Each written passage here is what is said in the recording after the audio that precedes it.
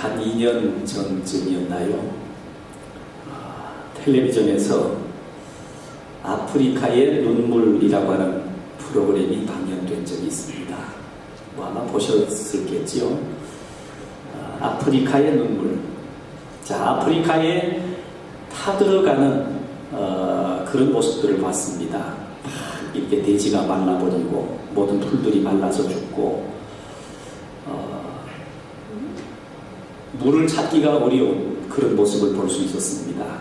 그래서 짐승들이 물을 찾아서 이제 먼 여행을 떠나고 황량한 사막으로 변해버린 그런 땅들을 이렇게 방영한 것을 봤습니다. 자, 그런 것을 보면서 느끼는 게 내가 물 한 모금을 마시는 것에 있어서도 감사해야 되겠다, 그런 생각을 해봅니다. 어제 그저께였나요? 한국 뉴스를 보니까 또 물에 대해서 얘기를 하는 걸 봤습니다. 한국이 물 부족 국가래요. 저수지의 물이 고작 20몇% 차 있는데, 자, 이 겨울에 눈이 많이 오든지 봄에 비가 많이 와서 이 강수량이 채워지지 않으면 내년에는 농사에 상당히 큰 어려움을 겪게 될 거다라는 예고였습니다.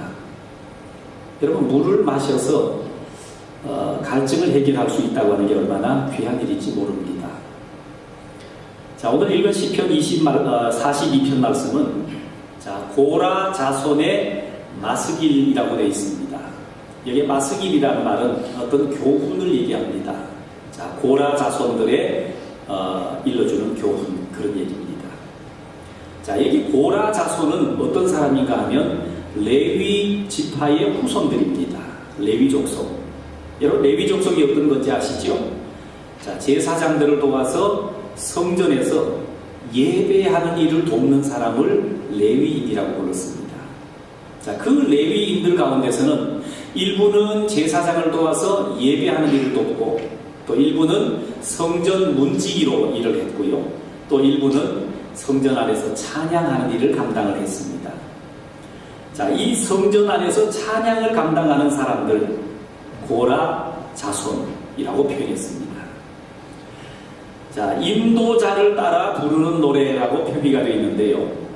그러니까 성전 안에서 어떤 성가대, 찬양대를 조직해서 하나님 앞에 웅장한 찬양을 드린 그런 시편이라고 볼 수 있습니다. 자, 그런데 이 시편의 내용을 읽다 보면 굉장히 갈급해지는 마음을 겪게 됩니다. 사슴이 쉬는 물을 찾기에 갈급함같이 내 영혼이 주를 찾기에 갈급하나이다. 얼마나 갈급했으면 사슴이 쉬는 물을 찾기에. 여러분, 사슴이라고 하는 동물은 그 몸속에서 굉장히 열이 많은 동물입니다. 그래서 이 한국 사람은 사슴 그러면 무슨 건강을 먼저 생각을 하지요. 그래서 심지어 사슴 피를 마시는 사람도 있는데 그만큼 열기가 많은 동물입니다. 그래서 이 열을 식혀주려고 그러면 정기적으로 물을 공급해 줘야 됩니다. 그래서 사슴이 항상 이렇게 시냇가에 와서 물을 마시고 이렇게 해줘야 되는데, 그 마시는 물이 없다고 하는 것은 사슴에게는 치명적입니다. 그런데 하나님이 짐승을 만들 때는 참 특이하게 만든 것 같아요. 사람에게도 주어지지 않은 동물적인 감각이라는 게 있습니다. 언젠가 쓰나미가 왔을 때에 사람은 다 이렇게 쓸려가지고 막 죽음을 당했는데 동물들은 이미 다 피해버렸습니다. 동물적인 감각. 그러니까 비가 오지 않고 가물고 어떤 천재지변이 있어서 어려우면 사슴은 물길을 따라 먼 여행을 갑니다. 그래서 자기가 생존하는 법칙을 알고 있는 거죠. 자, 이 물을 공급해줘야 되는데, 그 아프리카의 눈물이라고 하는 땅에서 보면, 저 드라마 그 방영하는 프로그램을 보면 물을 마시지 못해서 이리 뛰고 저리 뛰다가 결국은 목을 축이지 못해서 죽어버리는 그런 모습을 발견할 수 있었습니다. 여러분, 오늘 우리가 이 땅을 살아가면 목마름이라고 하는 게 있죠. 갈증. 그래서 단순히 목이 가라니 목을 죽이는 한 모금의 물을 마셔서 해결하는 그런 갈증을 해결하는 문제가 아닙니다. 내 삶에 있어서 어떤 목표를 이루는 것, 내가 어떤 목적을 이루어 가는데 갈증을 느낀다라는 거예요. 그래서 어떤 사람은 내가 무엇 때문에 갈증을 느끼는지 알지도 못하면서 갈증을 느끼는 사람도 있습니다. 분야를 이렇게 해보면 어떤 사람은 사랑의 갈증을 느끼는 사람도 있습니다. 예수님께서 수가성 우물가에 찾아가셨습니다. 자, 정오가 되었는데 제자들은 먹을 것을 구하러 다 이렇게 나갔고 예수님께서는 피곤하신 가운데 수가성 우물가에 갔는데 사마리아 여인 한 사람이 물을 기르러 왔습니다. 그 여인에게 나에게 물 한 모금을 좀 달라. 당신은 유대인인데 어떻게 사마리아인인 나에게 물 달라고 하느냐? 사마리아 사람과 유대 사람은 좀 감정이 서로 격해져 있어서 상종을 하지 않습니다. 그런데 그 여인에게 물을 좀 달라. 예수님께서 목이 갈아져서 목을 축이기 위해서 물을 한 모금 달라고 하는 것이 아니라 성경은 그 여인이 가지고 있는 그 속에 있는 영적인 목마름을 보시고 이걸 해결해 주기 위해서 여인에게 그렇게 대화를 시작하셨습니다. 그 여인의 마음속에 있는 또 다른 목마름을 꿰뚫어 보셨다는 거예요. 여러분, 사람에게 여러 가지 목마름이 있습니다. 예수님은 이 여인에게 사랑의 목마름을 보셨다는 거예요. 너에게 남편이 5이 있는데 너의 남편 아니구나. 사랑을 얻기 위해서 남편을 5을 갈아치웠는데요, 그 사랑의 갈증을 해결하지 못했다는 겁니다. 제가 아는 분 가운데 어떤 분은요, 박사학위를 4개 가진 분이 있습니다. 공부를 어떻게 열심히 하는지. 저도 박사과정을 공부해봤는데요, 논문을 통과를 하는데 죽을 똥, 살똥을 다 싸면서 겨우 통과를 해봤습니다. 그래서 공부는 그걸로 끝, 다시는 안 한다. 근데 박사학위를 4개 됐는데 또 공부한다는 거예요. 왜 그렇게 공부하냐? 공부가 지겹지도 않느냐? 그런데 공부하면 할수록 학문의 갈증을 느낀다는 거예요. 그렇게 공부를 했는데도 만족이 없어요. 어떤 분은 재물, 돈을 버는데 눈을 떠게, 그러니까 눈에 불을 켜면서 돈을 버는데요, 많이 쌓았음에도 갈증이 해결이 되지 않습니다. 왜 해결이 안 되나 봤더니요, 옛날 저희 어머니한테서 제가 그걸 발견했습니다. 식구들 몰래 1푼, 2푼 저금을 하는데요, 어머니 나름대로 목표가 있더라고요. 100만 원. 그러면요, 채워 10만원, 20만원 채워가는데 한 70만원, 80만원쯤 채우니까요, 먹을 건 먹지 않고 내가 써야 될 때 쓰지 않고 한 번 모아가지고요, 이거 채우는 거예요. 뭐라고 표현해야 될까? 100만원을 목표했으면 그 아부 채운다고 다 해서 채웠으면 만족할 거 아니에요? 이건 은행 가서 적금으로 딱 맡겨놓고 또 시작하는 거예요. 그러니까 본인은 한평생 동안 제대로 써보지도 못하고 그렇게 저금해가는 그런 모습을 어릴 때 발견한 적이 있습니다. 다 채워놔서 나도요, 목마른 거예요. 해결이 안 되는 거예요. 그래서 또 채우고 또 채우고. 기업을 하는 대기업가들이 얼마나 자기 것이 풍성합니까? 그런데도 늘 목말라 합니다. 물질이 내 목마름을 해결할 수 없더라는 거예요. 어떤 사람은 자기의 명예, 올라가기 위해서 채워봅니다. 올라가고 끝까지 올라갔는데도 만족이 없어요. 높은 자리에 올라가서도 늘 갈급한 겁니다. 채워지지 않는, 세상의 어떤 것으로 내 목마름이 채워지지 않는다는 거예요. 그래서 오늘 저는 이런 목마름을 생각해 봤습니다. 영적인 목마름, 영적인 갈급함. 가끔 이런 생각을 해봐요. 우리는 지금 참 좋은 문화 시대에 살고 있으면서 지식과 정보를 충분히 얻습니다. 신앙생활 가운데도 예수님이 어떤 분인지 성경 공부를 해서 알고 성경을 충분히 읽어봐서 우리는 예수님에 대해서 너무 잘 압니다. 믿음이 뭔지 잘 알고요. 근데 2000년 전으로 거슬러 올라가면 예수님께서 오셨을 때 제자들, 초대교회 성도들의 모습을 보면요, 신학 공부를 제대로 하지 않았습니다. 성경 공부를 어디 제대로 했겠습니까? 예수님에 대해서 그렇게 잘 알지 못합니다. 그런데도 저들의 삶들을 보면요, 성령으로 충만해가지고 소수의 무리가 세계를 뒤바꿉니다. 오늘 우리에게 그런 영적인 갈급함을 해결할 수는 없을까? 그죠? 세상의 많은 목마름 가운데 바로 이 영적인 목마름을 어떻게 해결할 수 없을까? 우린 좀 고민해 봐야 되지 않겠나 생각을 합니다. 자, 세상의 어떤 것으로도 우리의 목마름을 다 채우기는 어렵다라는 거예요. 아마 젊은 분들은 잘 아실 겁니다. 가수 박진영 씨를 여러분 잘 아시겠죠? 한때 세월호 사건이 나면서 이 가수 박진영 씨가 유병헌 씨의 동생의 사위라고 알려져가지고 이제 세상에 많은 화제가 되었었습니다. 자, 이 젊은이가 2013년에 놀 만큼 놀아봤어라는 노래를 발표하면서 이렇게 많은 사람들에게 이게 인기가 있었는지 없었는지 저는 잘 모르겠습니다.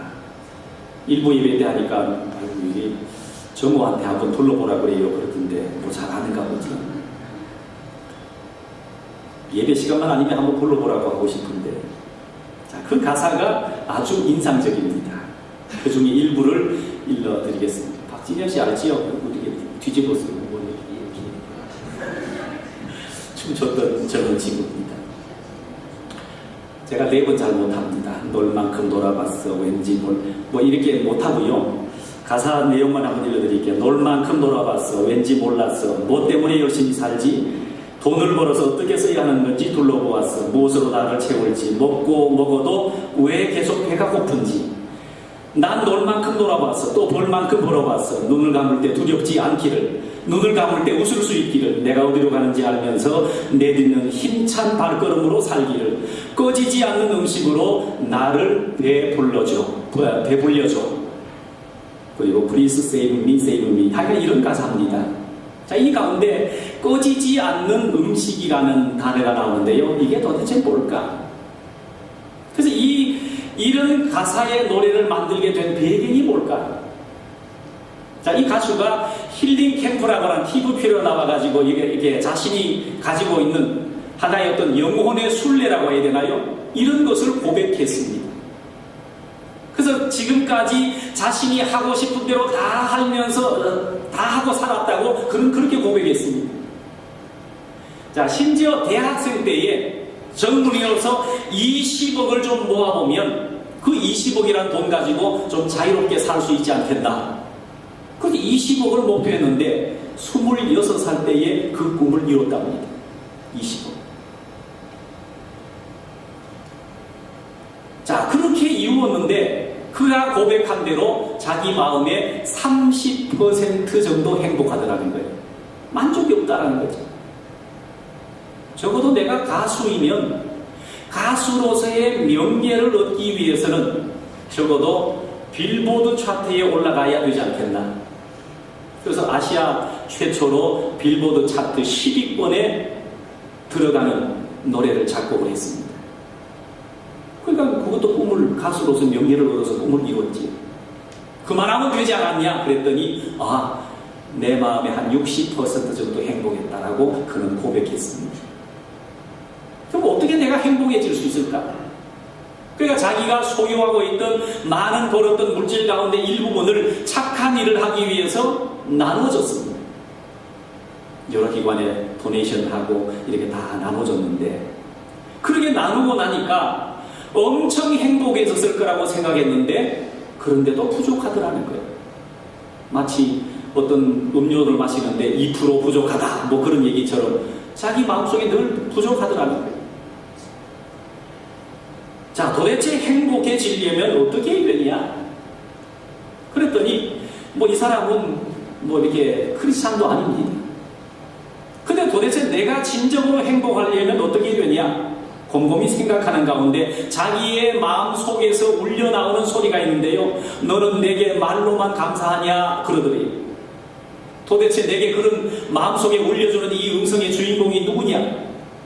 그래서 사방팔방으로 헤맸단 말이에요. 그래서 안 읽어본 게 없대요. 코란도 읽어봤고 성경도 읽어봤고 불경도 읽어봤고 다 읽어봤대요.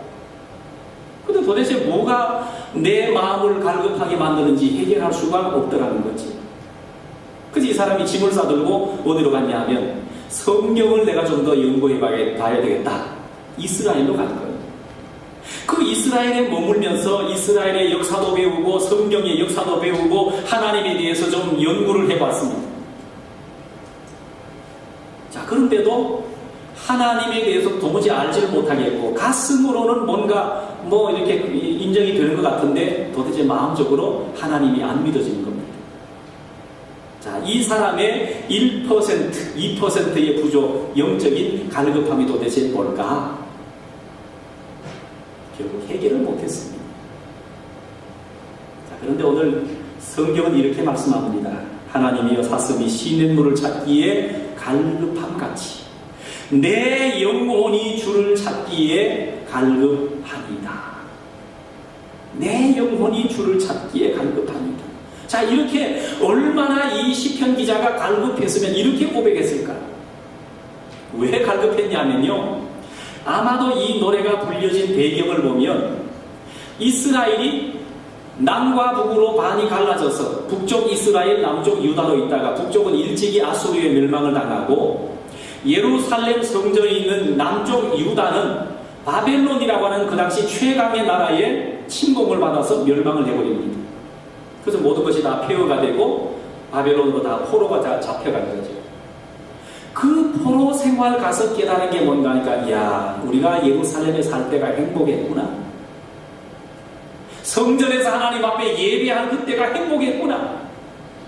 그래서 이 바벨론 포로 생활 가운데서 예루살렘을 바라보면서 늘 그리워하는 거예요. 그 시절이 다시 올려나. 그래서 하나님 앞에 다시 기도하기 시작합니다. 하나님, 우리를 예루살렘으로 다시 보내주시옵소서. 성경은 읽습니다. 하나님 앞에 우리가 죄를 지어서 이 고통을 당하는데 우리가 회개합니다. 하나님 앞에 완전히 매달립니다. 그러니까 지금 바벨론 포로 생활 가운데 지금 그런 갈급한 마음을 가지고 놀이하고 있어요. 더더구나 바벨론 사람들이 이스라엘 백성을 보면 손가락질 하는데요, 견딜 수 없는 겁니다. 너희들이 하나님 섬긴다지? 하나님은 그렇게 놀라운 신인데 왜 너희들을 선택하고 너희들을 인도해 주셔야 되는데, 너희들을 축복하고 편안하게 살게 해야 되는데 왜 이런 고통당하게 만들지? 그 하나님이 안 계신가 봐. 막 마음이 터지는 거예요. 3절 보십시오. 사람들이 종일 내게 하는 말이 네 하나님 어디 있느냐? 그러니까 이게 막 견딜 수가 없는 거예요. 그래서 하나님의 놀라운 역사를 다시 이루어야 될 텐데 하나님은 감감히 응답을 하지 않습니다. 이런 답답한 마음 가운데 지금 시편 기자가 갈급한 마음으로 사슴이 시냇물을 찾기에 갈급함같이 내가 주님을 찾기에 이렇게 갈급합니다. 여러분, 주님을 찾기에 갈급하다고 했는데 5절 가서 보십시오. 그 해답을 얘기해 줍니다. 우리의 갈증, 목마름, 영적인 갈급함을 어떻게 해결할 수 있느냐? 내 영혼아, 네가 어찌하여 낙심하며 어찌하여 내 속에서 불안해하는가? 너는 하나님께 소망을 둬라. 이 영적인 갈급함을 해결하기 위해서는 하나님 앞에 소망을 두라는 거예요. 세상이 어떤 것으로 채워지지 않는다라는 겁니다. 자, 예수님께서 십자가에 달려서 죽으실 때에 그 십자가 위에 매달리셔서 7마디 말씀을 하셨습니다. 그래서 우리는 그것을 가상칠언이라고 얘기를 합니다. 십자가 위에서 7마디 말씀을 하셨다. 가상칠언. 자, 그 가운데 예수님께서 너무 고통당하는 그 순간에 이렇게 외쳤습니다. 내가 목마르다. 내가 목마르다. 자, 예수님께서 목마르다고 외치시니까 옆에 있던 군병들이 어떻게 했는가 하면 신포도주를 신포도주가 어떤 건지 아세요? 포도주가 이제는 발효가 되고 이렇게 끝이 되어서 이게 더 오래 두면 식초가 되어버립니다.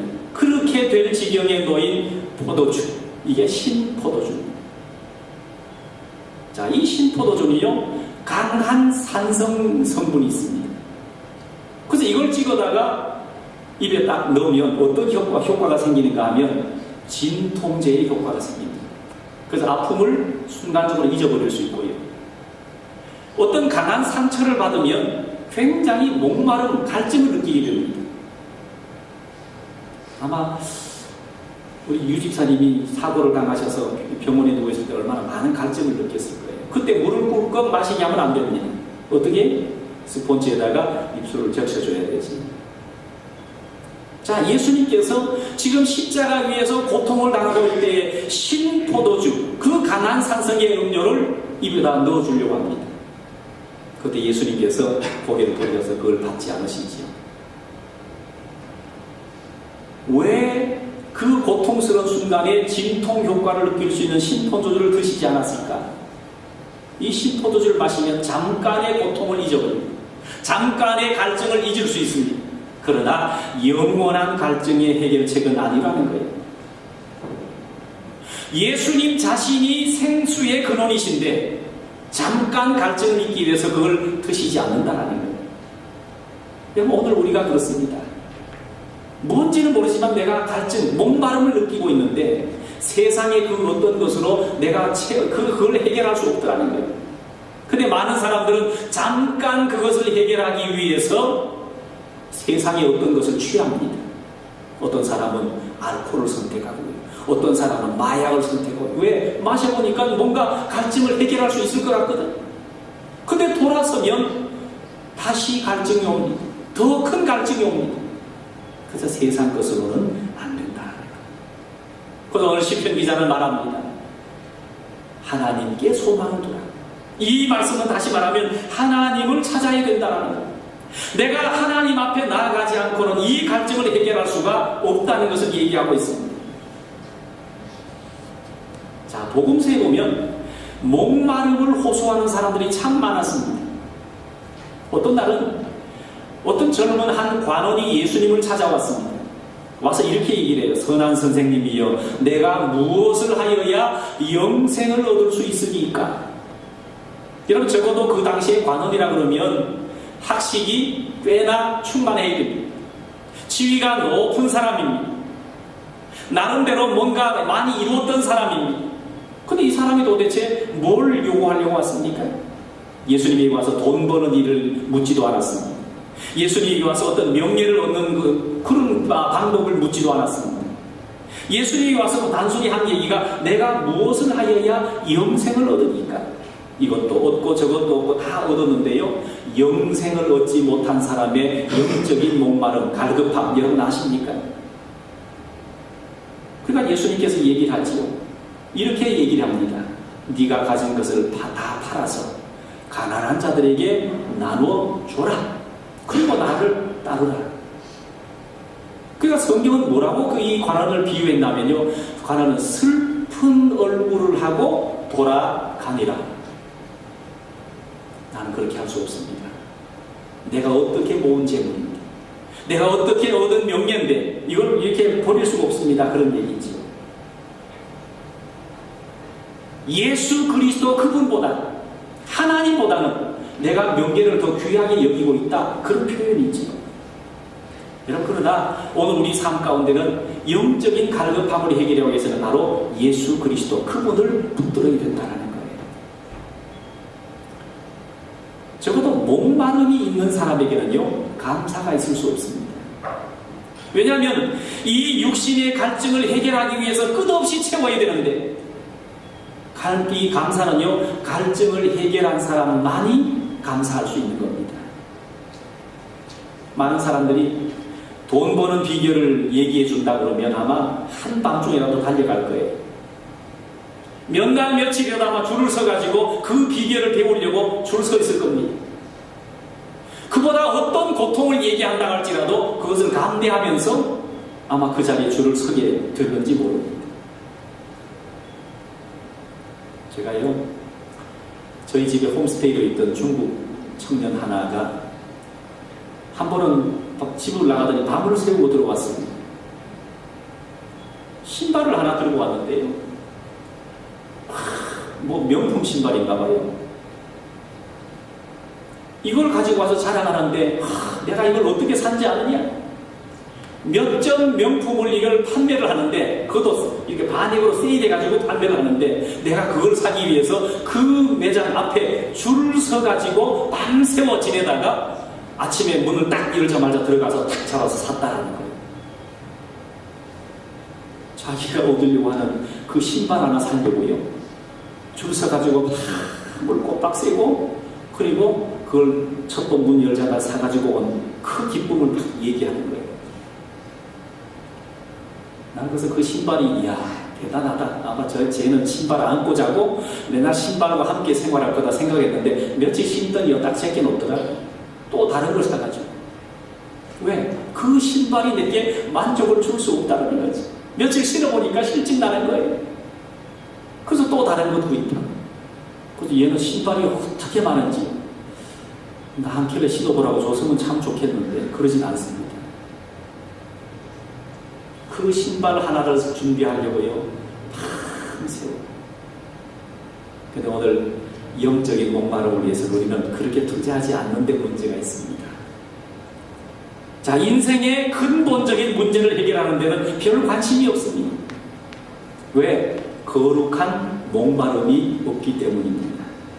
그래서 일시적으로 도움이 되는 신포도주를 마시는 그런 어리석음을 우리도 범하지 않아야 되겠다.